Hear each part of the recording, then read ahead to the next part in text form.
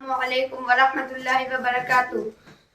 اعوذ باللہ من الشیطان الرجیم، بسم اللہ الرحمن الرحیم، نحمدہ ونصلی علی رسولہ الکریم، اما بعد۔ محترم بزرگوں اور دوستوں، اللہ تعالیٰ کا بہت بڑا فضل و کرم ہے کہ جس نے ہم سب کو ایمان کی دولت سے نوازا۔ یہ بہت بڑی دولت ہے، پوری دنیا میں اس سے بڑھ کر کوئی دولت نہیں ہے۔ پوری دنیا کا نظام صرف ایمان والوں کی بنیاد پر چل رہا ہے۔ جس دن زمین پر کوئی ایمان والا یعنی اللہ کا نام لینے والا نہیں رہے گا، اس دن اللہ تعالیٰ ساری دنیا کو فنا کر دیں گے۔ میرے بھائیو، ایمان بھی سیکھنے کی چیز ہے۔ جب ہم ایمان سیکھ لیں گے اور اس کی حقیقت دل میں اتر جائے گی تو دین کا ہر عمل آسان ہو جائے گا، اور اگر ایمان کمزور ہے تو دین کا ہر عمل مشکل معلوم ہوگا۔